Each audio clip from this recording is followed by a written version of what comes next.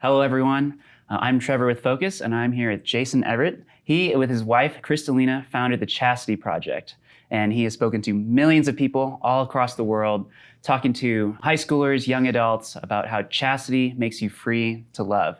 Author of over 15 books, right, including this one, which we'll be talking about. And he has degrees from Franciscan University in mental health and theology. Jason, thank you for being with us here today. Glad to be with you. Love the work that you guys are doing. What we want to do with this video is help Catholics understand, how do they navigate this? Yeah. How does it mix with the church and our church teachings? What is actually going on with the science and the studies of what do we do to actually help these people? Because we want to love these people. We don't want to get lost in all the talking points and the ideologies from any side. We want to help these people and help them in the best way that we can. What led you to getting into this topic with gender theory? Well, I was speaking, at all these high schools and universities, and after the talk, I'll tell the kids, hey, if you guys need to hang out afterwards, I'll be here to listen. And, historically it's been, hey, I'm struggling with pornography, or my girlfriend broke up with me, or how do I know if this guy really loves me? But then just something shifted in the last half decade or so, where I kind of saw this hockey stick acceleration of young people wrestling with this sense of sexual identity and gender and questions and this and that. Parents coming up to me like, what do I do? My daughter's 14 years old. She wants top surgery. She wants me to buy her a binder, and she wants to go on puberty blockers and cross-sex hormones.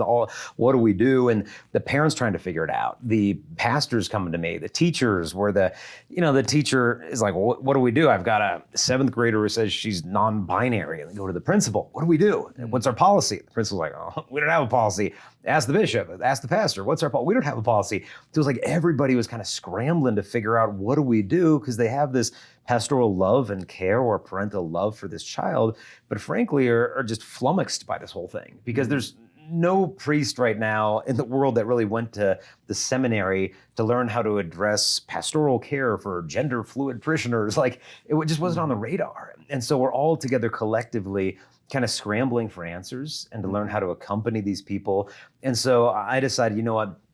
I need to dive in and do some research on this thing. And, I'll write a book, and that way I can share that with parents and with people wrestling with gender dysphoria. So I'll read 15 or 20 books. I'll have a good handle on it, combine that with my pastoral experience, write the book.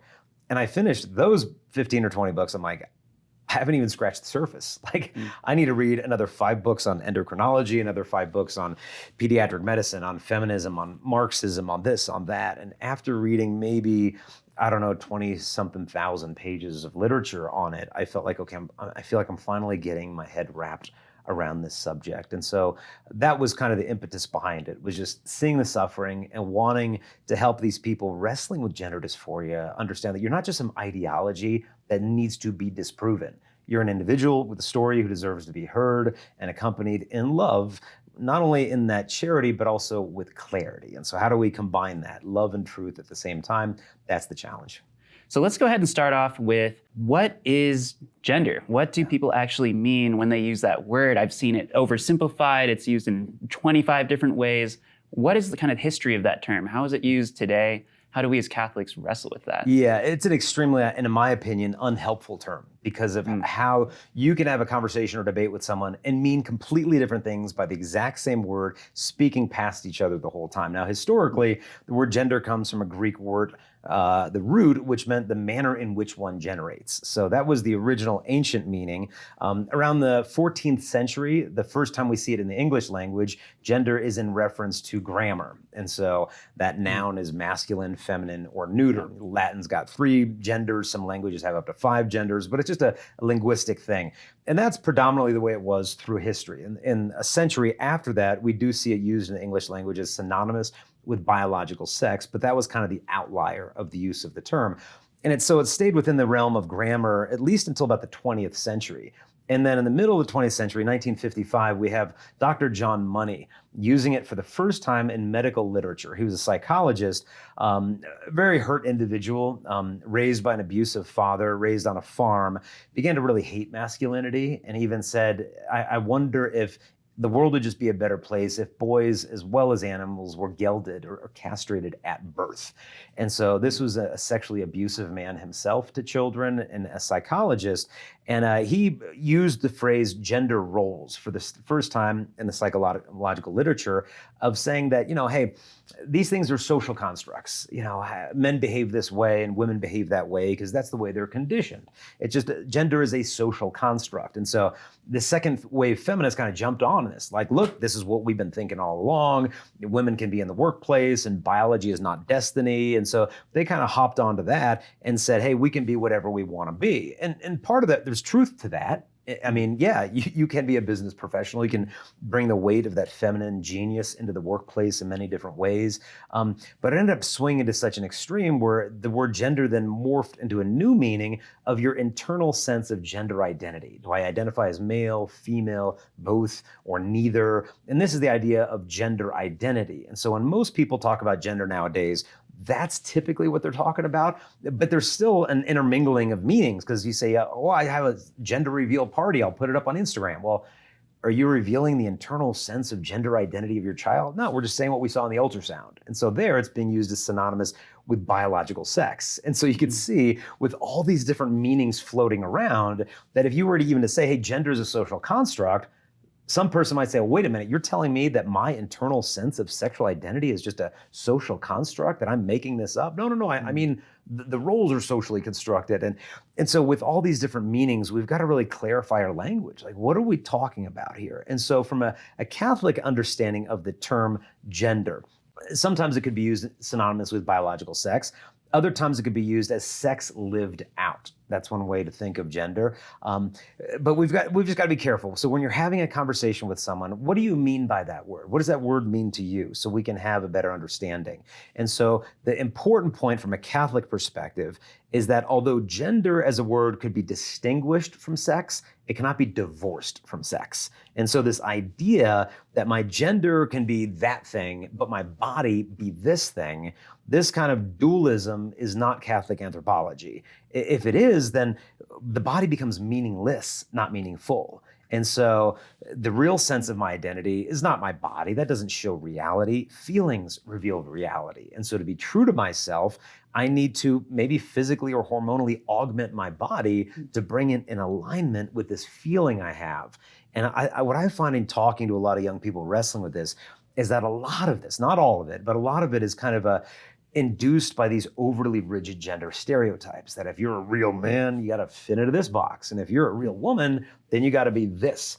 And a lot of young people just feel like, okay, I'm nowhere near that box. And so maybe it's because I'm not a woman. Maybe it's because I'm not a guy. Maybe I'm somewhere in between or the other. And so as a result of these overly rigid gender stereotypes, people are questioning their gender identity, their sexuality. So I think what we got to do, instead of trying to reconstruct the person's body to conform to some gender stereotype that they don't fit into, the culture needs to be more reconstructed, that a woman doesn't have to fit in this box. I think of a nun I met last year. She was a nun, so she's a consecrated religious sister, and she's a doctor, and she's a surgeon, and she's a colonel in the United States Army. And I'm like, just not become an astronaut because you're lazy or just like trying to hog all the vocations yourself. But she wasn't doing these things instead of motherhood. She was mothering through these things. And so whereas gender stereotypes kind of exaggerate sexual differences, gender theory tends to eliminate them. So gender theory will try to get a person to conform their body to match their personality. Gender stereotypes try to get a person's personality and conform it to their body. Your body is this, you got it. But to me, neither one of those is the best approaches. That's why I saw one feminist, not Christian, she said, a woman is a person with a female body and any personality, not a female personality and any body. What is the fuller understanding? Like you said, men don't have to do these exact boxes to be men, and women don't have to do these exact, almost just like matching these stereotypes, right? Yeah. So what does the Catholic Church say about these differences? Yeah, well, if gender in a Catholic understanding is kind of sex lived out, then how do I live out my masculinity as a man? Well, what happens when I'm, in the case in our house, I typically do the dishes. That's one of my roles in the house. Like I do the dishes, and it's partly because just, my wife just hates the feeling, all the soap and all that stuff, and just doesn't want to get all filthy and dirty. I'm like, hey, I'll get dirty. I'll get the moldy little meatloaf all over my hands. I couldn't care less. And so to me, it's an act of masculinity. It's a way to lay down my life for my bride, in a really basic way. But I'm not becoming feminine by doing dishes. When I change a diaper, I remember I had a grandpa, in the era that he grew up, and that was kind of the girls, that was the woman's thing. That's the mom's thing. You do the diaper thing.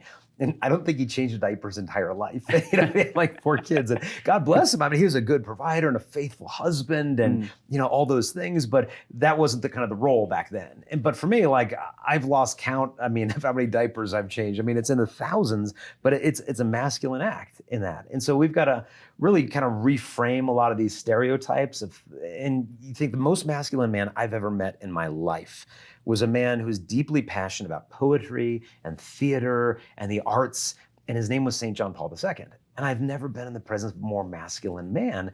And I just say, like, thank God he didn't grow up in a culture that told him that if he's into theater and the arts, that he's just not that much of a man, And so I think we've got to really reframe a lot of these things. That's what's needed, is the reconstruction of this culture that's fallen into these overly rigid gender stereotypes, instead of thinking that the givenness of my sexuality is the problem.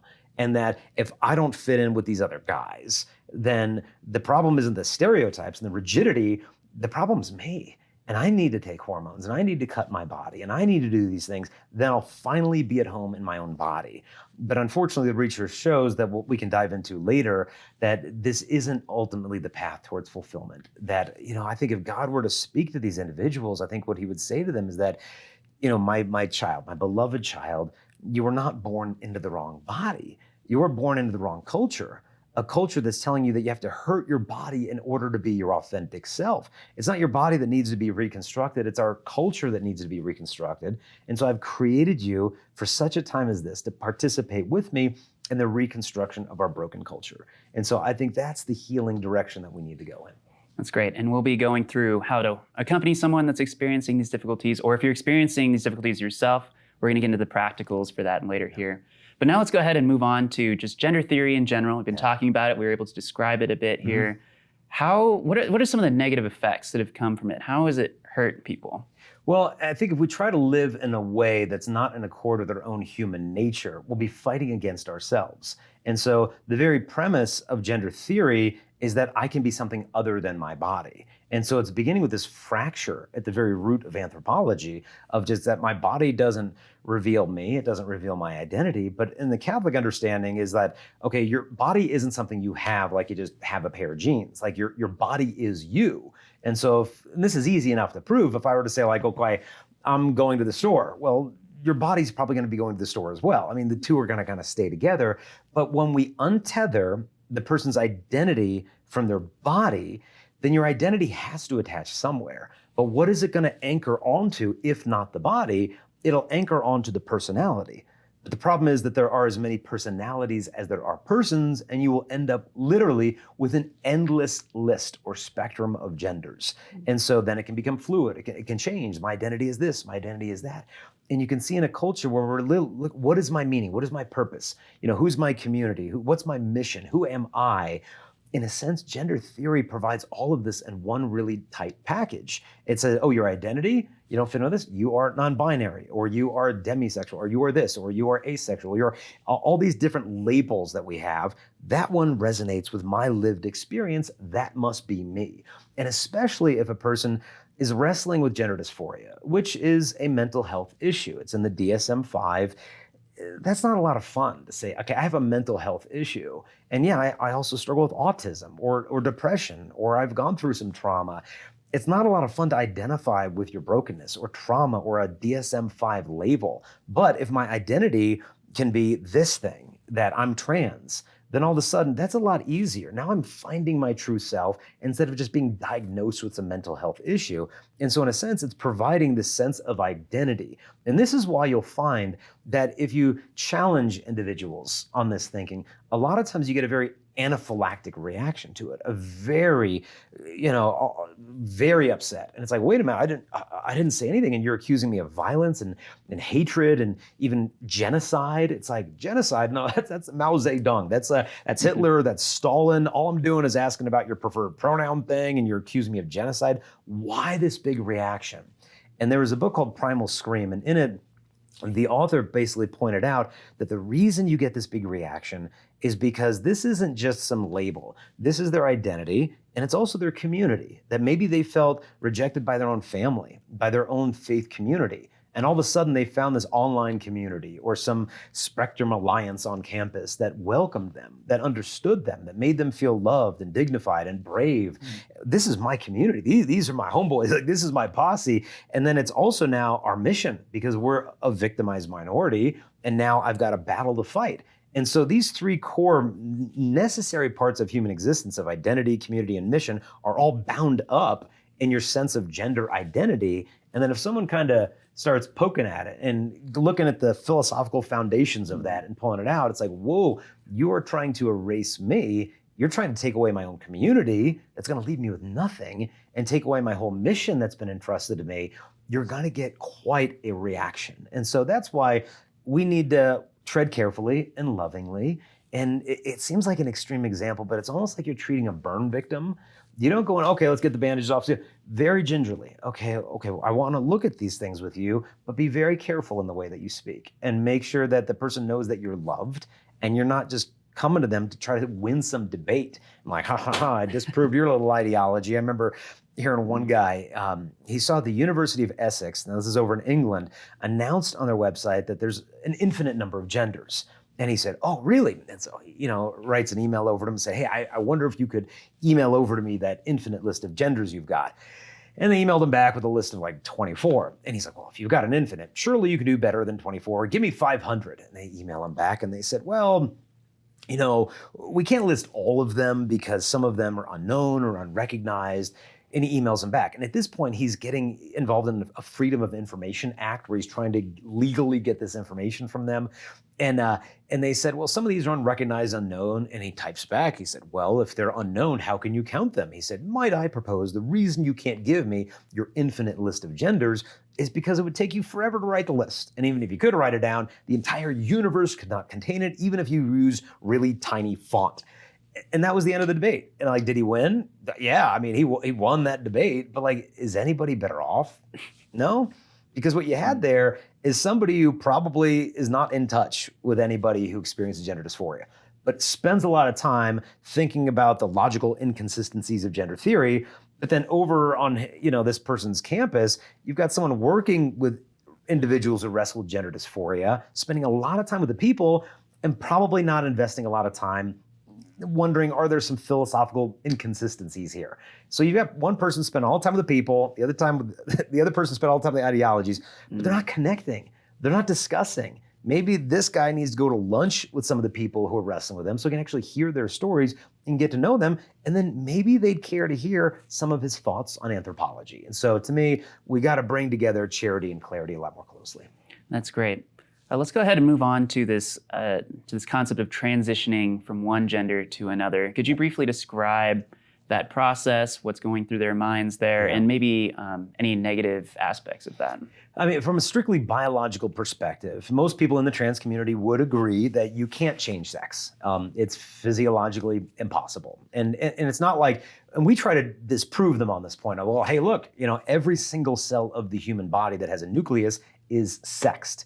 And so to change the sex of your body, you'd literally have to swap out every single cell. I mean, your bone structure is male or female. Scientists have found more than 6,500 sex-specific genes. So like your esophagus is male or female, your arteries are male or female. All of this would have to get changed if you wanted to change a person's sex. Now, some animals can change their sex. It's a really fascinating phenomenon.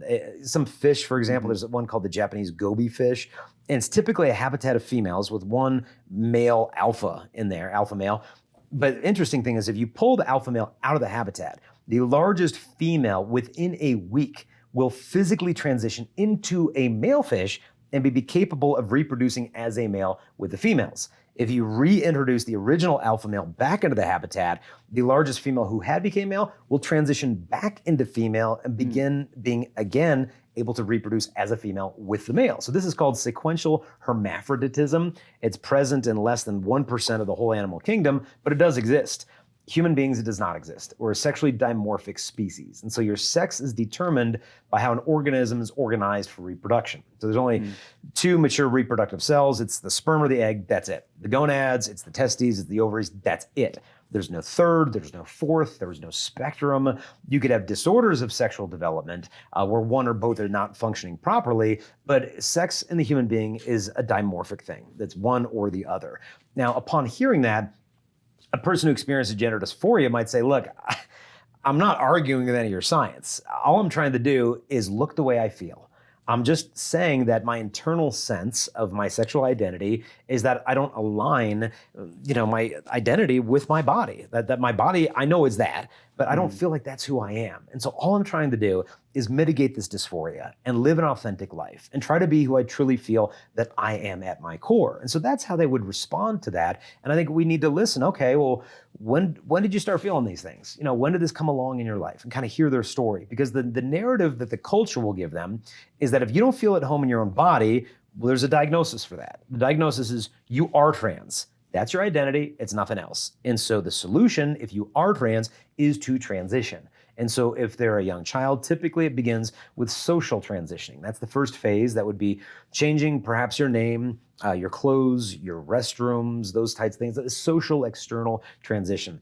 The next stage would be puberty blockers. So these are drugs given to kids as young as 8 years old to block the natural progression of puberty. Now, when you're supposed to be hitting puberty at a certain time, and if you don't hit it and puberty doesn't happen, it's actually a disease. It's called Kallmann syndrome. And so medicine can then be given to induce puberty because it should be happening at this time.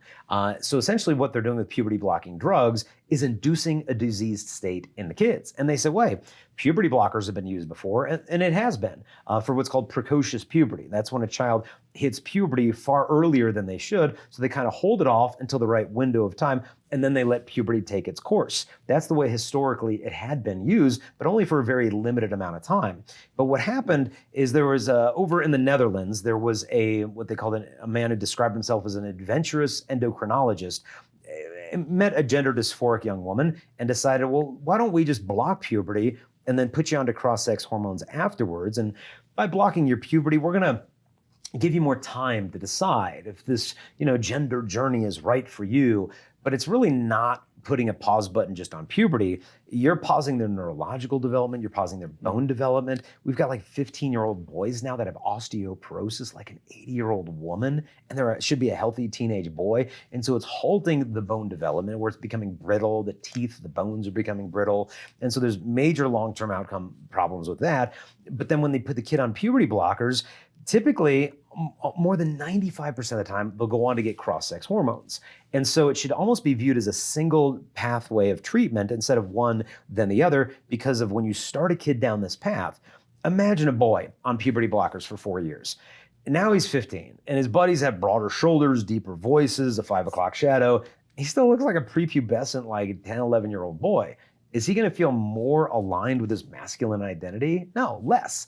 And so they almost inevitably go on immediately after to cross-sex hormones. But if you go from one to the next, you're sterilized for the rest of your life. So we're sterilizing these 15, 16-year-old kids and just telling them they're now going to be at home in their own body. And then they transition over to these cross-sex hormones. Now, these things do not create the primary sex characteristics of the other sex. So you don't develop the genitals, the reproductive capacities. You develop more of the secondary sex characteristics. So when you put the girls on T or testosterone, it'll have a masculinizing effect on her physiology. So she'll have a deeper voice, gradually grow some facial hair, change that, as I mentioned, that pitch of her voice that might go back to normal or might stay deep for the rest of her life, even if she goes off those drugs.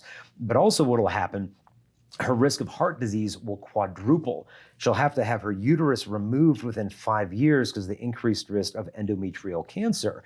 And if they want to keep up this masculinized look in the woman or the feminized look in the man, this is a lifelong medicalization. Because as soon as you off the drugs, within a couple weeks, your body wants to go back to the way it naturally should be. And so you are a pharmaceutical patient for life. And so there are severe physiological outcomes to these drugs that we're experimenting with these young people with. And then the next stage would be surgery. And that wouldn't be just one surgery necessarily. There's anywhere from tracheal shavings to get rid of the Adam's apple, a reconstruction of the forehead to look more feminine. One of the most common is called top surgery. That's a reconstructed surgery of the chest. And so this is very popular among the young girls. In fact, if you look at GoFundMe.com, there's more than 40,000 girls right now on GoFundMe.com raising money to have their breasts removed because they don't identify as female. What's interesting is very few of them want the bottom surgery. It's not necessarily that many of them want to be male in their identification. They just know they don't want to be a woman. And that ties into some deeper issues of like Abigail Shrier wrote a book. She said, girls are fleeing womanhood like a house on fire without any particular destination in mind other than to get out. And so for many of them, it's a disguising of their sexual maturation as a protective mechanism against abuse and being viewed as some sexual object. So there's so many layers of complexity for why a person might want to go to such extremes to hurt their body to feel safe or to feel more themselves. But then when you follow them down the road after these procedures, they're promised the dysphoria will go away, you'll feel at home in your own body. The suicide rate actually climbs to 19 times higher than the general population. And people say, oh, it's because all you transphobic bigots. Well, it's actually because 90% of people who take their life have a diagnosable mental health condition. And surgeries and hormones are not the answer to those things. What's needed is a deeper dive into where is this stuff coming from? And is this really the answer to transitioning? Lastly, before I pitch it back to you, I'm reading a book right now of the collapse of the biggest gender clinic in the United Kingdom, which just happened a couple months ago. And this journalist wrote this 400-page expose of this. Now, 35 of the psychologists quit from that clinic because they say, we are not even being allowed to explore the deeper mental health issues. That more than 40% of people identify as trans actually meet the criterion for an autism diagnosis. There's a lot of other stuff going on. And so one of the psychiatrists there had an idea. He had been meeting with post-operative transition patients that were wrestling with gender dysphoria and meeting with patients who wanted a transition surgery. And so he thought, well, what if we bring these two patient populations together and they could just get to know each other, share their stories. And he said an amazing thing happened when he brought those two groups together. Out of the 100 patients who wanted to transition, after meeting those who did, only 2 of them went through with their own transition.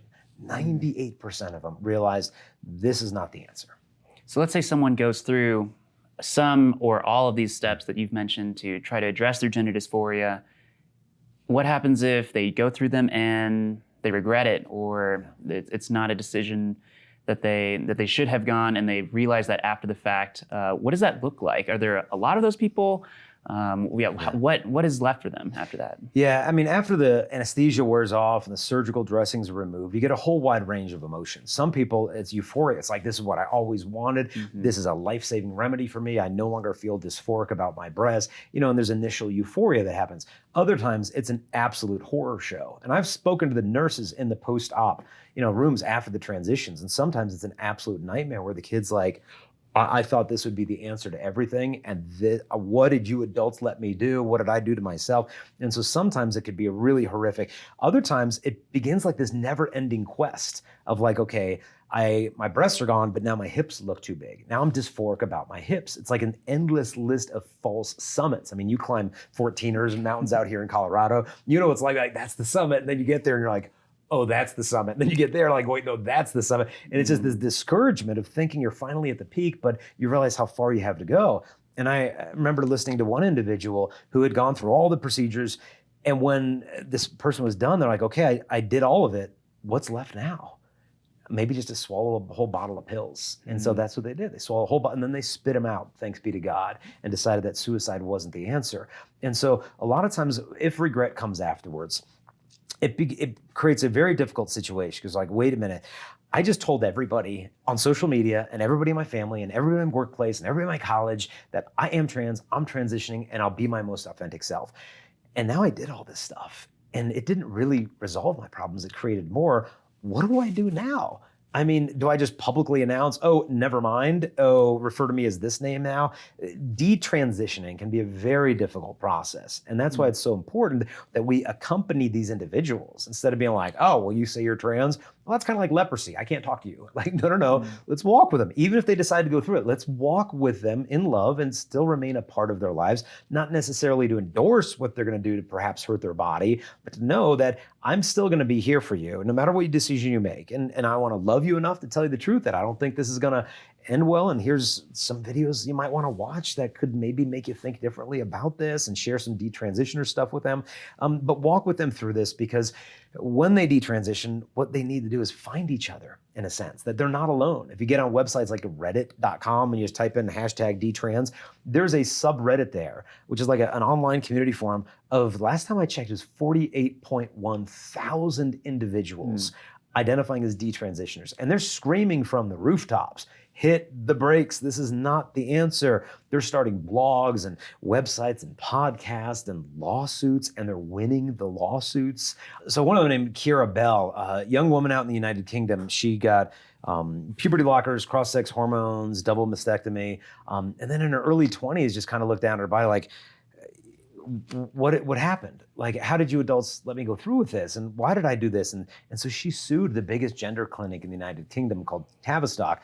Court case went all the way up to the High Court, which is like the Supreme Court over there in England. And these liberal progressive judges actually ruled in her favor that she could not have had, as a minor, informed consent to go through these procedures. And the court even said that puberty blockers and cross-sex hormones should be considered one treatment pathway instead of separate things. And they ruled in her favor. Now, their ruling was overturned by another appeals court, and I'm sure legal battles continue. But as a result of the whole thing, the biggest gender clinic, Tavistock, has been shut down. And it was fractured into smaller regional clinics that now focus more on mental health, which to me is the approach to go. Instead of just giving all the kids one label, trans, and then ushering them down this pipeline of transition, hitting the pause button.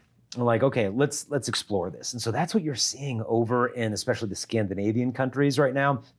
Finland, Norway, Sweden, Amsterdam, they're doing a U-turn right now. It's very difficult to get puberty blockers and cross-sex hormones as a young person over there. The waiting list for these transitioning services, 18 months. Then they're going to take like another 9 months to investigate your case, see if you're a suitable candidate. And from the adolescent's perspective, it's like, wait, you're not going to get back to me, for like a year and a half, 2 years, 2.5 years. By the time you get back to me on this, my puberty is going to be finished. And from the doctor's perspective, it's like, exactly. That's what we're trying to do, is buy time. Because if a kid can just go through puberty naturally, 80 to 95% of the time, gender dysphoria will desist on its own. Wow. Let's go ahead and keep talking, press into that a little bit more. Here in the United States, it seems to be one of the most hot button issues is gender-affirming care for minors, for children. We're seeing laws both for it or against it popping up left and right, day by day. Can you just give us a little peek into what's going on in the legal system with that, what's going on in society with that, and how do we respond to that? Well, it's unbelievable. We need to speak up. We need to get some courage, because a lot of people are so on board, so to speak, with this gender theory movement, not because they deeply believe it, but because it's financially or socially expedient for them to do so. Meaning, I'm not on board with all this stuff, but if I speak up at my workplace, I'm going to get canned. So I'm just going to shut up. But these same people aren't shopping at Target anymore. They're not buying Bud Light. Like, they're showing the resistance in one way, but they're afraid to do it publicly, in a sense. And so we need to speak up, because what's at stake here? These poor kids. I mean, there's a hospital in Oakland that's done double mastectomies for 12-year-old girls. Los Angeles, 11-year-old girls are getting top surgery. In the state of Oregon, it's baffling. The state of Oregon, they've just changed not too long ago the age of medical consent to 15 years old. Wow. And what that means is, if I'm a 20-year-old college girl and I go downtown Portland with my girlfriends and, we just want to get a tattoo of a little flower on my ankle, and I go to a tattoo parlor and they card me and they look at the ID and they say, I'm sorry, you're 20 years old. You're not old enough to get a tattoo. You just don't have the mental capacity to decide on such a life-changing procedure as a tattoo. If you're 17 and prom's coming up and you want to get a tan and you live in Pacific Northwest, Oregon, sun's not out a lot, you want to go to a tanning salon. They card you. Sorry, can't use a tanning bed. You're 17, got to be 18. But if you want to get both of your healthy breasts surgically removed because you identify as non-binary without your parents' permission, you can now do that at the age of 15 through the entire state of Oregon, which is just baffling. And so what needs to happen is we need to speak up, because the medical institution, there's infighting there, and unfortunately, there's this idea that, oh, well, doctors universally agree that this is the best standard of care for these young people. No, there are a lot of very well-trained, educated medical professionals saying, no, this is collaborating with mental illness instead of actually treating it. We will have no part in this. I know an anesthesiologist who won't even give anesthesia to any patients going through it. He said, I told the doctors in my hospital, don't even come to me if you want me to do that. He said, look, I've seen the medical charts, the comorbidities that are going on. In fact, when the biggest gender clinic in the United Kingdom did an audit, the one audit they ever did of their patients, of what's going on in their mental health life, what they found is 98% of the kids coming in had comorbidities of mental health issues, meaning only 2% of them only had gender dysphoria. 98% had gender dysphoria with all of this other stuff going on in their life. And so they kind of plucked out dysphoria, said, we'll treat that with transitioning, while ignoring all of this stuff that needs more care. And so we've got to begin treating the whole person instead of simply using puberty blockers, cross-sex hormones, and scalpels, to deal with the issues that are going on in this kid's life. And so we need to speak up. We need to be dealing with legislation. We need to be voting into office people that are going to have the courage to protect young people from these doctors who may be well-intentioned. Some of them may be, but the long-term outcome of this is grim for the individuals. Another topic that's going on with gender ideology is the use of pronouns. It seems like to me this is kind of a more recent thing that it's become a more mainstream thing. How do we address that? Yeah, if someone, you kind of maybe know they were born in a certain sex, but they're wanting pronouns for the other sex. What do we as Catholics, how do we address that? Well, I think, one, we got to do it on a case-by-case basis. And I say that because, like, let's say you have parents and they've got a 12-year-old daughter and she comes home from public school and she says, Mom, Dad, I'm trans. My new name is Robert and I want you to use he, him pronouns for me. What do the parents do? It's like, okay, well, we'll follow your lead, kid. It's like, no, that's not really the right approach for that kid. If hearing their birth name or their actual gender pronouns is a source of considerable distress to them, and it could really create a massive rift in your relationship with them that would make it impossible to build any relationship and kind of gently lead them to the truth, then I would try to avoid using pronouns altogether as much as you're able to. Because typically, when it comes to he, him, she, her, or whatever pronouns, these are third-person pronouns. They're typically what you use when you're not talking to the person. When you're talking to the person, the nice thing is we've got you in the English language, right. and that's neither male nor female. And so what I would try to do is try to avoid this, but if it does come to a head, and it's like, well, hey, I noticed you're not using this, and I want you to use that. What you could say is, look, I love you and I care about you very much, and I would never want to do anything to hurt you. And so I want you to understand that I know that this is very important to you, but I also know that I would never want to be dishonest with you. And I feel like if I were to use that pronoun in reference to you, I feel like I would be, in a sense, lying. And I don't reject you because of your beliefs on this subject. And I really hope that you are not going to reject me, because the world's a really big place with lots of different viewpoints. And I think we can all coexist peacefully while loving each other and respecting the fact that we have differences. Now, if you take this approach, hopefully they'll receive it well, if it's rooted in love. I know one boy came out to his aunt and, as trans, and, my name is this, these are my pronouns. And the aunt's like, well, I love you, so I'm not going to call you those names. I'm sticking with, your original name. And the kid's like, well, because you're Aunt so-and-so, I'll let you do that. And so he gave her special permission because he knew how loved he was by her. And then it wasn't coming from a place of hatred and bigotry. And so I would say try to avoid it. If it does come to a head, try that approach. But then also realize there's situations, for example, there's a phrase being used now called dead naming, which means that, okay, this is my birth name, but then I've transitioned and now I've chosen this new name. And if you refer to my previous name, you're dead naming me. That name is dead to me. Imagine being in a workplace and you work in HR and you realize from files of this person's process of application years and years ago that they used to be, they're biologically female, but they're identifying in the workplace as male. And all of their coworkers only know them as male. They look male, their voice is deeper, they've got a full beard, but you know that this is a biological woman. Is it your job to be like the gender police and be like, hey, red flag over here, we're gonna call you Roberta, and I'm gonna refer to you as she. You could probably pretty easily see that's a lack of Christian charity. Okay, if that person wants to disclose their biological sex, that's up to them.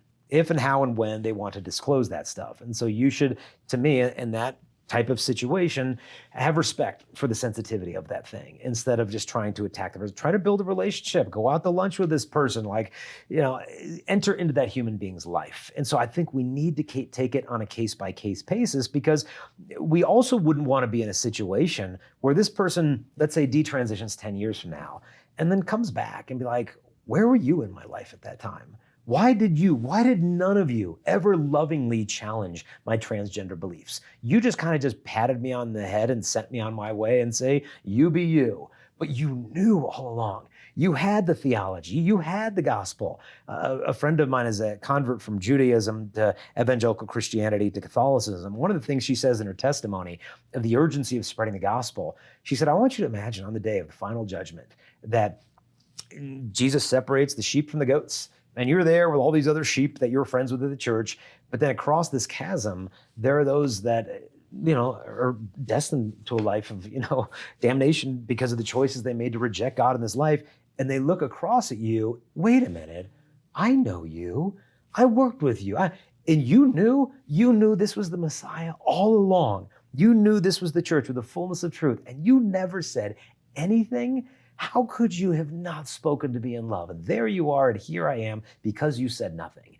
And so we've got to balance the urgency of bringing people the truth of the gospel with also the compassion and love and sensitivity of realizing when and how is the right time of doing that. And so in general, what I would try to propose is when it comes to the pronouns, try to avoid it if it's a source of a lot of tension. If it does come to a head, try to charitably explain why you would prefer to use this. But in certain very delicate workplace situations, you've got other things going on as well. And so case-by-case situation, but especially for the parents, hold fast to the truth, especially with those kids. It is your job to form them in the truth. So a parent has a different relationship with a child than a coworker has with someone in HR. And so we got to take it on a case-by-case basis. But the analogy that I'd leave you with is hold on to their hand with one hand, hold on to reality with the other hand, and don't let go of either one.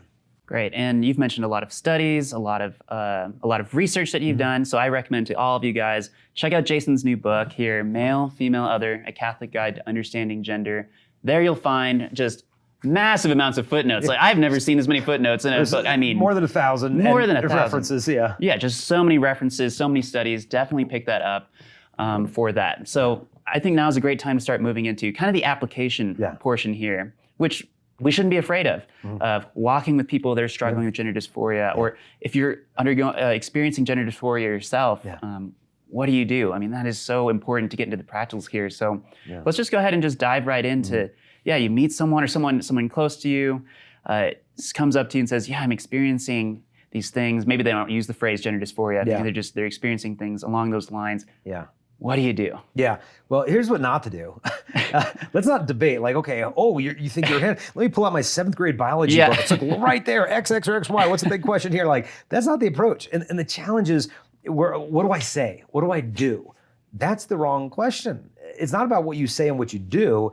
It's more listening and being. Right. I need to be with this person and listen to them, not say the perfect thing to disprove them, and that's what I need to do. And so we need to kind of reframe our approach on this, that we're not just dealing with this ideology of gender theory, we're dealing with individuals. And so I know of an evangelical pastor, a book I read where he talks about this subject, where he said, look, if you're an evangelical pastor, he said to the other pastors, if someone from your congregation comes to you and says, I'm trans, what do? He said, here's what you do.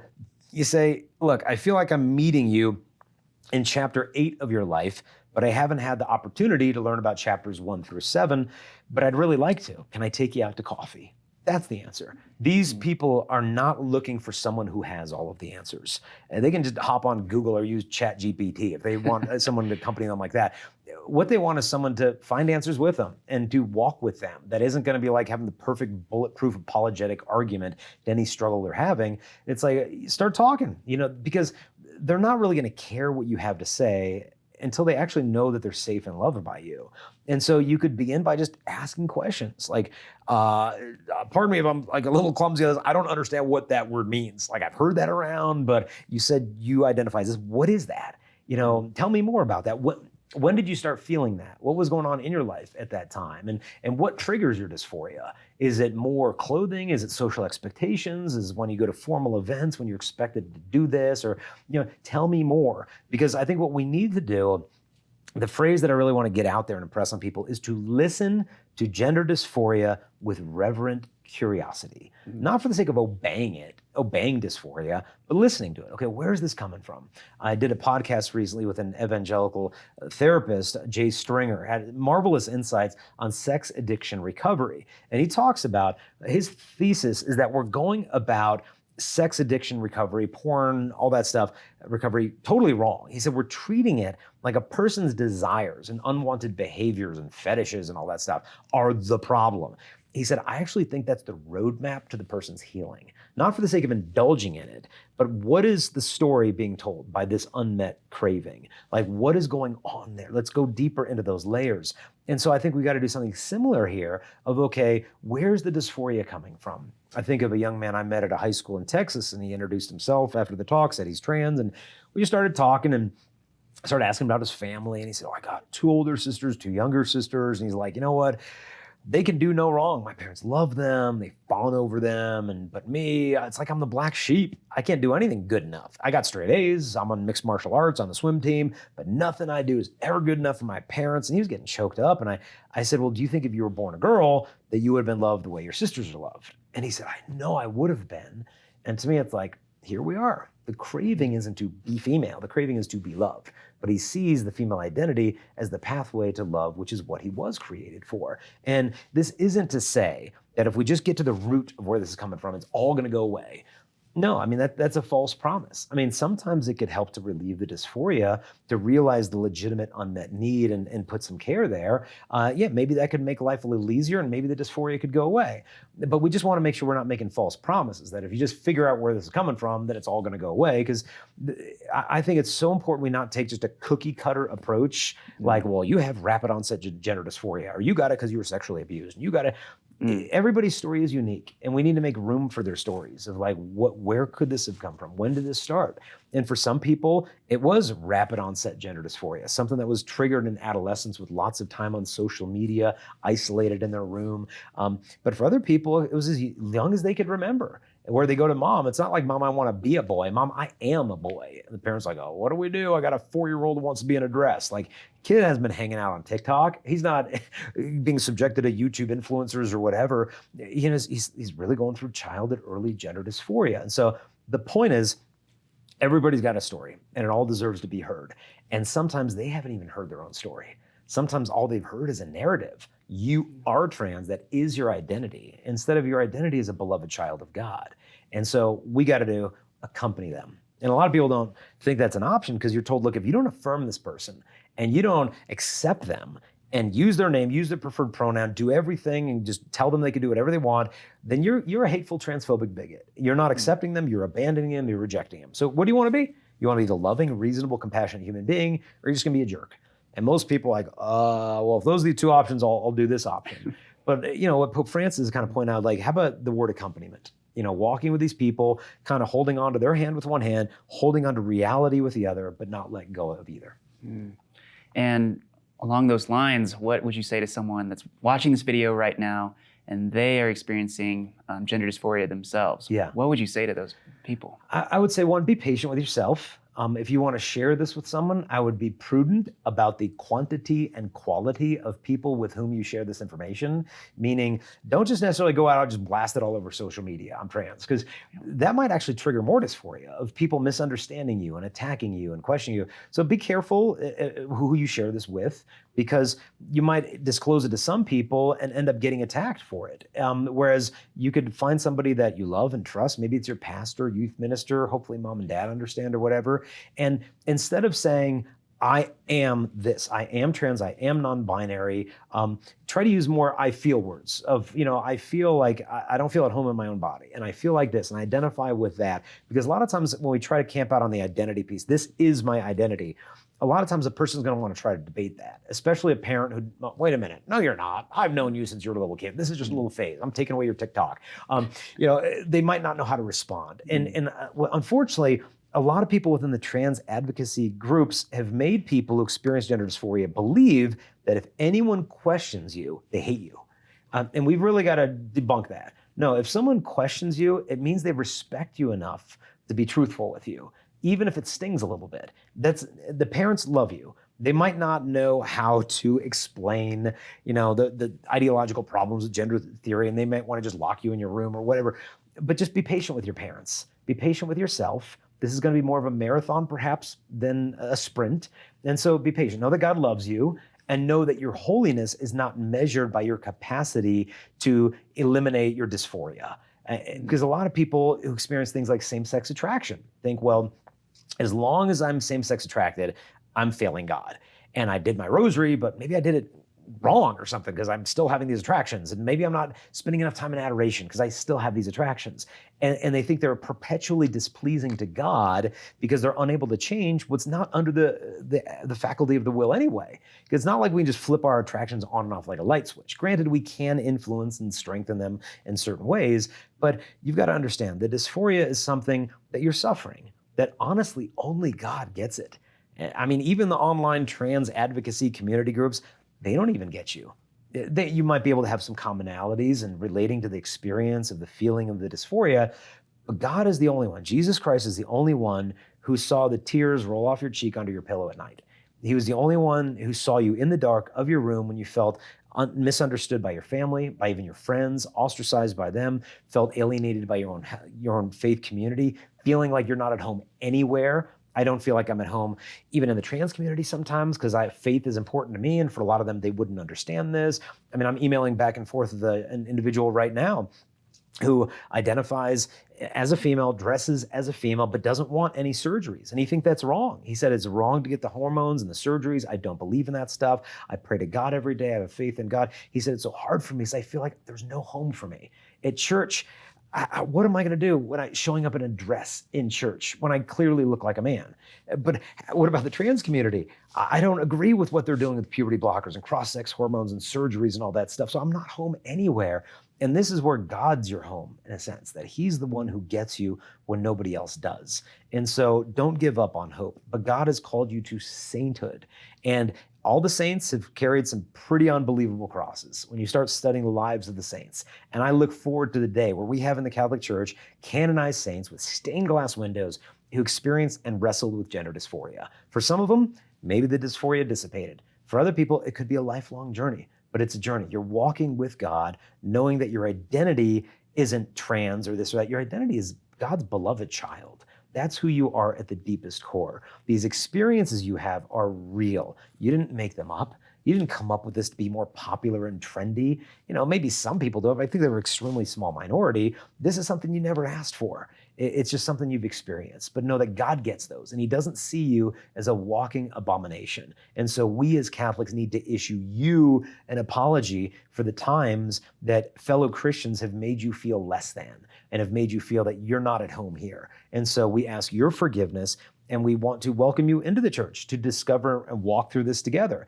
And it doesn't mean the church is going to change her teachings on that God created us male and female. these are truths the church can't change. You can't rewrite the mail that God has delivered to the church to pass on, but we can walk with you in love. And if we stumble and we trip a little bit, it's going to be a little bit awkward. The church right now on this topic, it's a little bit like puberty in the sense that the voice is going to crack. It's going to be a little gangly and awkward, but we're going to get our feet. We're going to learn how to accompany these individuals in truth and love without compromising 1% of the glory of the church's teachings on human sexuality, but learning how to effectively pastorally care for individuals. It's going to be a journey, and so we need you as part of the church to go down that path. Mm-hmm.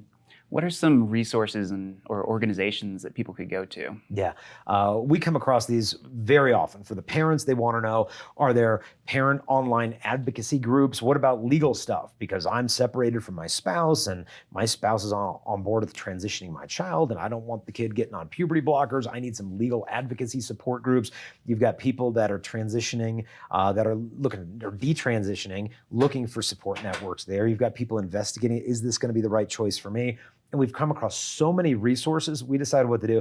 Let's just stick them in one place on the website. So we've got a website called chastity.com.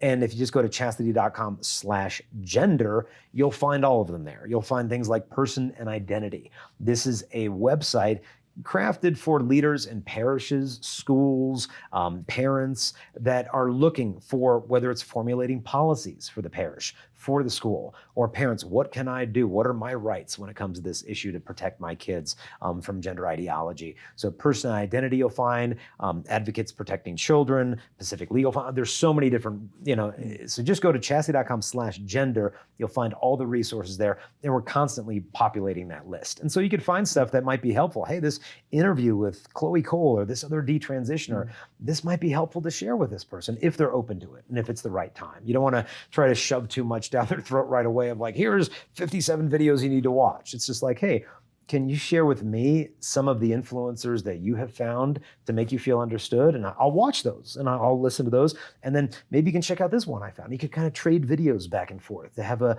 grow in understanding of each other. So we put all those at chastity.com/gender, as well as the book. And the idea behind the book was take like the top 18 claims made by gender theory and then provide compassionate answers to those things. So that way, somebody who's a college student maybe has to go through a gender studies program class. You could go toe to toe with your gender studies professor on some of the stuff. But sex is a spectrum and, colonial impositions of gender ideology, like it'll help you walk through all that stuff. But if you're a parent, we've got stuff for you in there. If you're a medical professional or just someone going through gender dysphoria, we've got content in the book for you as well. Jason, thank you so much for all of your great words today. What are some ways that our viewers can connect with you? Well, our website is chastity.com. Our social media handles are my name, Jason Evert. So Instagram, Jason Evert, Twitter, Jason Evert, Facebook. Our Facebook actually got hacked a couple weeks after we came out with this book. And so we've been working with Facebook for about 5 months now, trying to recover and that came, part and parcel. I expected stuff to happen like that. But also on YouTube, they can connect with us under Jason Evert as the handle there. We've got a podcast called Lust is Boring, and you can connect with all this stuff at the main website, which is chastity.com.